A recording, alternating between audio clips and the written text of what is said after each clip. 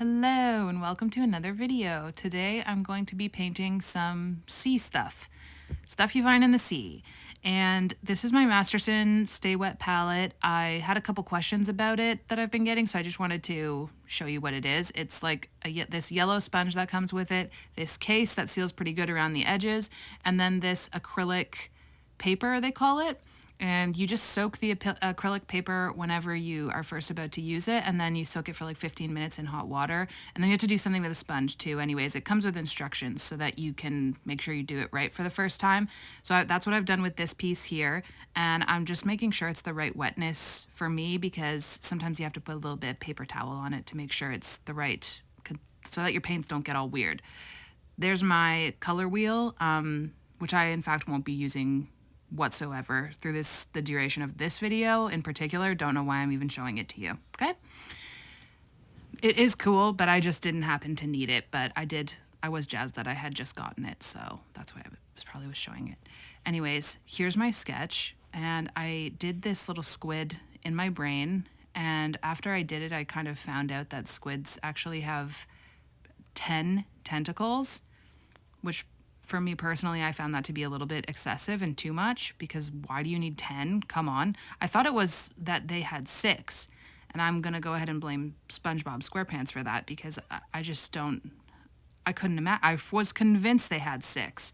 So if it looks a little weird down there, just imagine that the rest of the tentacles are behind or something. Okay, I'm really sorry. I want it to be accurate. That actually really bothers me, but I kind of filled in the blanks there to make it seem like it was a little fuller down there, so I think it worked out in the end. So I guess I'll say that I started by just kind of doing a really nice bright pink underpainting beneath, and then I was going to go in with some cooler pinks and some kind of purpley colors to sort of make a shiny, slimy looking little squid. And really, I just wanted to make it pink. That's what I was like jazzed about. And I don't know if this squid even exists in real life, like a pink, as bright pink as that, which I thought that they were always pink. But then when I was looking up reference pictures just to see kind of what squids were doing, which I did look that up kind of after I drew all the tentacles, I found out that they're actually really kind of red and like spotty mostly. And yeah, I learned some things about squids that I didn't know before.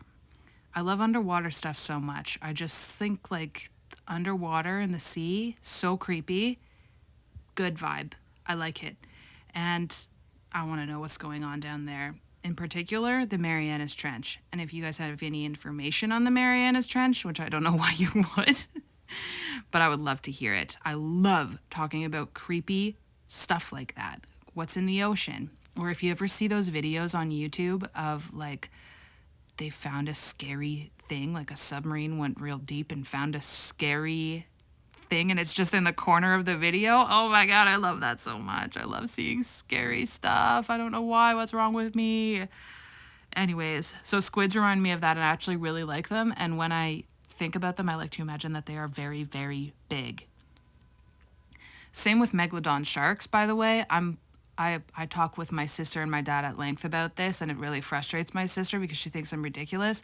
I think megalodon sharks still exist, and we're just not seeing them. I think there's a few. I don't think there's a lot, but I think they still exist. What basis do I have to go on this? Pure hope and dreams.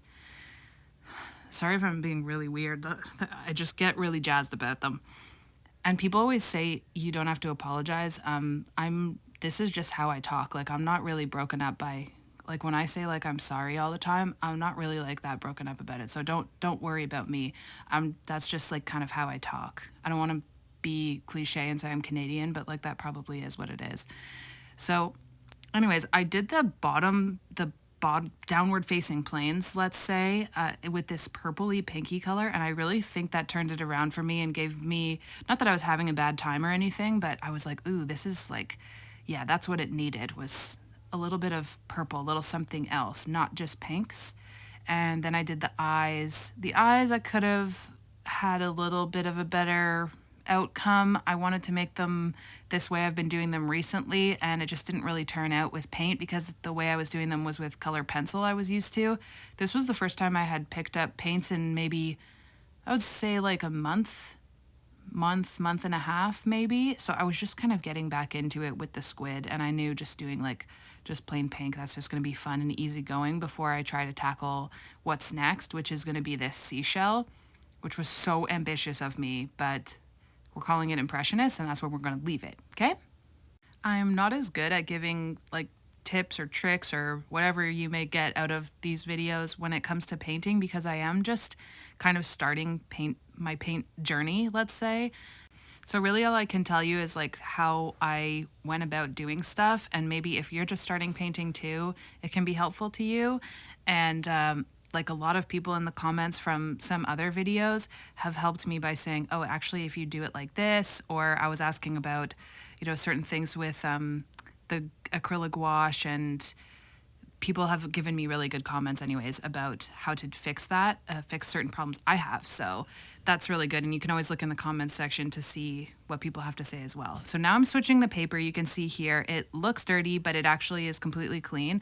And then I felt that it was a little too wet, so I just dabbed it off with a paper towel because I didn't want my paints to get all, if it's too wet, they get like, they'll like slide or around, or like they might blend into each other. See how close I put them together? I don't know why I do that, but I just found that you really don't need it to be super wet, just a little bit. So this seashell, I actually was like, I don't know if I was having like a really good painting day where I was just like, oh, okay, I'm just gonna go for it. I got to make these videos weekly. I really want to have fun doing it, and I thought I'm just going to go for it and just see what happens. And I really like the outcome. I like how it looks. I had so much fun doing it, and really that is the goal. As long as you're having fun doing it, 90% of the time it's a struggle for me to do paintings. Like I get really stressed and worried, is it going to look good? Because I know I'm going to try to put it on the internet because, that's what I do. So I obviously want it to look presentable enough for me to feel good about putting it out there. And so I was taking a leap, but I liked the sketch and I thought, okay, let me just try. And I was like, I'm going to put fun, bright colors in it too. And that's going to get me jazzed about it because you know how much like I like bright colors. And yeah, so it takes a while to come together. That's the thing with something like this. And I really just looked at what I saw and put that down where I thought it went. That's all I did was look at, and I actually took the picture and I screenshotted it on my phone from Pinterest, and then I switched it to black and white to just look at the values and look at how dark certain things were because I was getting messed up by the colors. Like it was too confusing for my eyes to focus on the values. So that's what I did, and maybe that will help. That's maybe a good tip. Just switch stuff to black and white if it's a really colorful picture, and just to get a feel of what the values are looking like. I'm not saying it's like the best thing ever. This is the first time I've ever done something like this, but I just, yeah, like I said, it was really fun. It was a good exercise, and I think go into something like this, expectations real low, and just expecting to have fun and keep it loose, and you're gonna have a good time. That's how I would approach anything that's intimidating first time thing for me to do, is just keep the expectations low, because I do that to myself. I do like get really worked up about things, but no, not this time. So it was all good. And yeah, we're calling it Impressionist, and I think that's the best way to do stuff like that, and that really is the way I want to go anyways.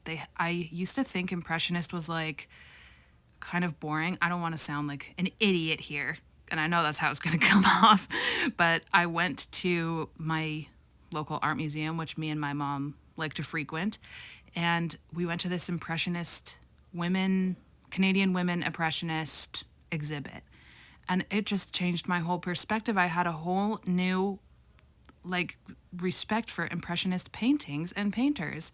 Not that I didn't think that they were great before, but I just preferred other types of art over it. Now I can't get enough of it. I just love it. I love looking at Impressionists. It completely changed my perspective and really made me see what all the fuss was about. And so I encourage you to do the same. Just search up some Impressionist painters and go down that hole, because it really is so cool. I don't have the time in this video to like explain all the reasons why Impressionist painting is important and why everybody should try it, but you should. And also, I'm not educated enough to like be able to tell you those things anyways. You should probably talk to an art major because, hey, guess what? Didn't go to art school. And also, I'm not qualified. And I'm not qualified to talk about that. And also, I don't even know if this is actually impressionist or what you can consider impressionist. And I'm finding out that I'm not super smart. Okay, so now I have now since Googled it, and in fact, Impressionism was a 19th century art movement characterized by relatively small, thin, yet visible brush strokes, open composition, emphasis on accurate depiction of light and its changing qualities, often accentuating the effects of passage of time, ordinary subject matter, unusual visual angles, and inclusion of movement.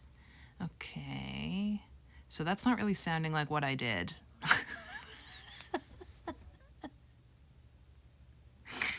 So, okay, we're not calling it impressionist, I guess? Oh my god, sorry. That one is a genuine sorry, because I just went on and on about it. And I could just delete that bit of voiceover, but I don't want to. I want to be honest with you about how I am and who I am as a person, and I guess I am an idiot. What I was thinking and meaning when I said that was kind of like, it's just the impression of it. It's just the impression. It's not like exact. There's not a lot of detail and it's not realistic. So that's what I thought impressionism was just like the impression of stuff, just giving the impression of it. I didn't know there was a whole thing behind it that I had to kind of check the boxes of. I thought it was just like give the impression of it. Maybe that still is the case. I don't know. Can you please help me actually? Please help me. Okay. Forget it. Forget I said that. And if I'm wrong, I'm sorry. And I don't want to seem like an idiot, and I don't want anybody to yell at me in the comments, and that's really why I always say I'm sorry, because I really don't want to offend anybody, or, yeah. So I just decided to do this little coral. I also made this coral up in my head. I just kind of like sketched whatever I thought would fit the remaining space on the page best. So, and then I just went onto Pinterest and looked up like what can coral colors be. I wasn't going to get caught again. And so I kind of went with this bright blue because I thought it would look good with the two other pieces on the page. I really wanted to do like an orange one, but I didn't think it would suit it as well. I thought blue was nice in that corner, so that's why I did it. I was just kind of messing around, and my goal with the coral was really to just put those background pieces more in the back and mess around with that, like the distance that things are away from your sight in the picture. Oh my god, I hope that makes sense. But I feel like so dumb now because I said that impressionist thing. I don't know if I should re-record the voiceover. Anyways, I did purple to do at the top of those little coral pieces, and I think it turned out super cool. I never did coral before, and because it came from my brain and not from like a real reference picture, didn't really know too much about how it should look, so that was kind of a mistake. I kind of went back and forth a little bit with it, and my original plan was that I wanted it to look like, you know how some of them have lots of tiny bumps on them, and I kind of wanted to do that and do like lots of little shadows, but I ended up making it more like kind of smooth and more focusing on, like I said, the fading the other parts into the background with the darker color at the tops of them. So I think they both would have looked cool. It's just completely didn't really look what I started out by thinking of.